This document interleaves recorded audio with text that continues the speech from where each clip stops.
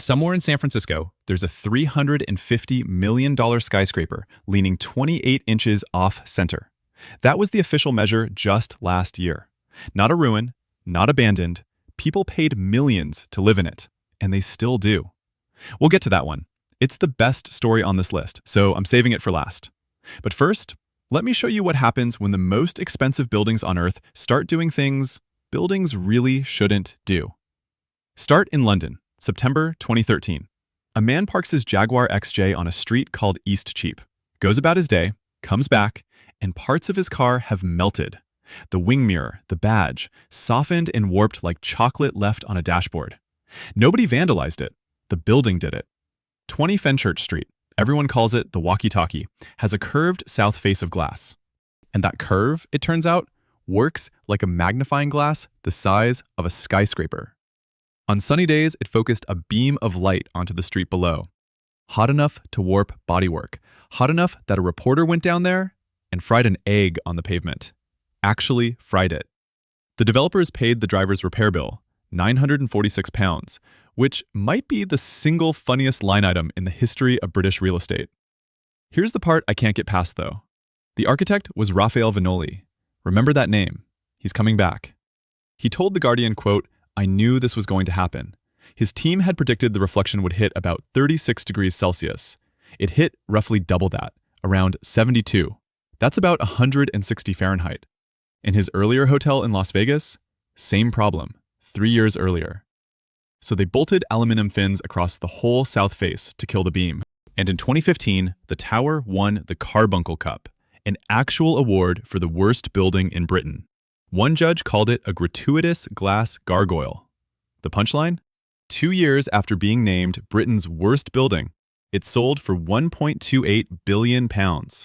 At the time, the highest price ever reported for a single building in the UK. The worst building in the country. The most expensive building in the country. Same building. Now cross town to Knightsbridge, because London wasn't done being strange. One Hyde Park was billed as the most expensive residential building on Earth. A reported £1.15 billion to develop. Roughly £2 billion in sales from just 86 apartments. Ukraine's richest man, Rinat Akhmetov, paid a reported £136 million for a penthouse. At the time, the most expensive flat ever sold in Britain. Then in 2014, another apartment there went for £140 million, a fresh record. So the world's priciest address must be buzzing with life, right? Full of the global elite, lights on, champagne flowing? Walk past it at night. The windows are dark. An ICIJ investigation looked at who'd actually bought in. Of the apartments sold by late 2012, nearly 80% belonged to anonymous offshore companies, most registered in the British Virgin Islands. And 9 months after launch, council records showed just 9 of the 62 sold apartments were even registered for council tax. £2 billion of real estate, and almost nobody home. The world's priciest address is, mostly, a very beautiful filing cabinet. Even here, the shine dulled. One flat, seized after a tycoon's bankruptcy, sold at the end of 2025 for about £42 million, roughly 30% below what it fetched back in 2011. Quick question, while we're standing outside those dark windows. Which of these 5 towers would you actually live in? Tell me in the comments. I read every single one, and honestly, the answers might become their own video. Across the Atlantic on New York's Billionaires Row, the residents of our next tower aren't quiet at all. They're suing. 432 Park Avenue. 1,396 feet of white grid stretching over Manhattan. Designed by Raphael Vignoli. Told you he'd be back. By early 2018, it had crossed $2 billion in closed sales. At the time, the highest-selling new residential building in New York City history. The top penthouse went for $87.7 million in 2016. That's about $10,623 per square foot. And then the owners started talking to each other. In 2021, the condo board sued the developers for $125 million, alleging around 1,500 construction and design defects. Flooding from plumbing failures, elevators that allegedly trapped residents, walls that, this is from the filing, creak like the galley of a ship, a $2 billion tower, creaking like a pirate ship, allegedly. By 2025, the claims had grown. Thousands of alleged facade cracks, a concealed defects claim, more than $165 million now being sought. The developer's answer? The tower is, quote, without a doubt, safe. And as of June 2026, after an appellate ruling against the developer's indemnification bid, the fight is still going. No verdict. Both sides dug in. Think about that arc for a second. The buyers spent $2 billion to end up in court with the people who built their homes. Now, a confession. The next tower on this list never failed at all. But for 3 months in 1978, a handful of people believed it might. And what they did about it in secret is one of the great untold stories in engineering. Citicorp Center, Manhattan, a $175 million tower, 59 stories standing on 4 9-story stilts with a 400-ton concrete block riding on oil at the top to damp the sway. The first of its kind on a skyscraper. In June 1978, an engineering student named Diane Hartley asked a question about winds hitting the building's corners at 45 degrees. The structural engineer, William Lemessurier, reran his numbers and went pale. During construction, the connections in the wind braces had been switched from welds to cheaper bolts. Run those corner winds through the bolted joints, and the stress at some of them jumped 160%. His math said a storm strong enough to threaten the building, with the damper knocked out by a power failure, hits New York roughly every 16 years. Every 16 years. And the tower was already full of people. So here's what they did. Every night, from August to October, crews welded steel plates over more than 200 joints. While tenants worked in the building by day, none the wiser. The city quietly drafted an evacuation plan for the surrounding blocks. And a newspaper strike kept the whole thing out of the press. Halfway through the retrofit, Hurricane Ella turned toward New York. The reinforcement was half done. And then the storm veered out to sea. The story stayed secret for 17 years, until a New Yorker expose in 1995.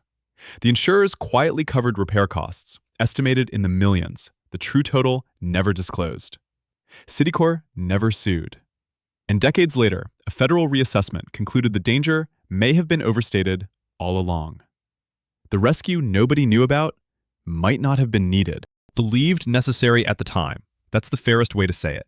If stories like this are why you're here, the numbers and near misses behind the world's most expensive things, subscribe.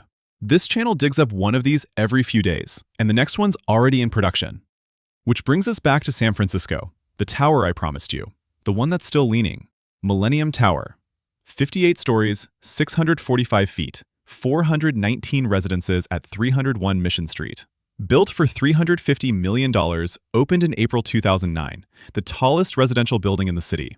By 2013, every single unit had sold, about $750 million in total sales. Reported past residents, Joe Montana, Hunter Pence, Kevin Durant. This was the address in San Francisco. Then in May 2016, the residents got a letter.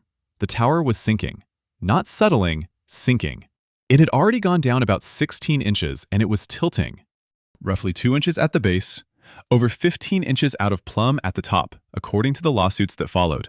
The design prediction? A maximum of 6 inches of settlement over the building's entire life. It had used up nearly all of that by the time it opened and hit 10 inches by 2010, 6 years before anyone told the people living inside. The city attorney later sued, alleging the developer knew by February 2009, before sales even closed. Alleged. The case settled, so no court ever ruled. Why was it sinking? That's the fight. The 645-foot tower doesn't stand on bedrock. It rests on friction piles driven 60 to 90 feet into old fill and sand. Bedrock doesn't even start until about 220 feet down. The developer blamed the massive transit center excavation next door. The transit authority pointed out the tower had already sunk 10 inches before their work began. Everyone sued everyone. And in 2020, it all ended in a global settlement. $100 million to fund a fix, homeowner payouts confidential, and no verdict. Ever. Nobody officially caused this. Then the fix made it worse. I need you to appreciate this. The $100 million rescue, drilling new piles down to bedrock, accelerated the sinking. The engineer halted work in August 2021. By early 2022, reports had the tower tilting about 3 inches per year. Of the roughly 30 inches of lean the roof eventually accumulated, about 7 happened during the rescue. The redesign that saved it is almost elegant.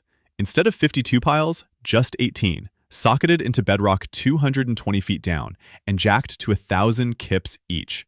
The engineer compared it to a bumper jack holding up a car with a flat tire. In June 2023, the load transfer was done, settlement was declared arrested, and the survey data showed the building had actually risen. Slightly. Out of the ground. So it's fixed, stabilized, not straightened. By mid-2025, it had recovered about 2 of those 30 inches. It still leans roughly 28 at the roof, and officials project the correction could take decades. One report says up to 40 years. There's also a dispute that won't die. One investigative team reported in 2024 that the foundation may now be settling in the center. The engineer maintains it's arrested, and the city's review team endorsed the fix. Both of those are on the record. Take your pick. And the money? The money never stood back up. In 2024, the average resale in the tower lost more than 20%. One unit went at a 52% loss. Another sold for $850,000, 45% below its 2016 price. The grand penthouse, bought for $13 million while the sinking story was literally breaking, listed at $14 million, and closed in January 2025 at $9 million. Though even that has a spin. The selling agent called it the biggest downtown condo resale since 2018. The buyers even got a $5 million mortgage, banks lending on the leaning tower again. And the Homeowners Association running a full campaign to rebuild the brand. If someone you know is convinced luxury real estate only ever goes up, send them this one. It'll take them 28 inches out of plumb.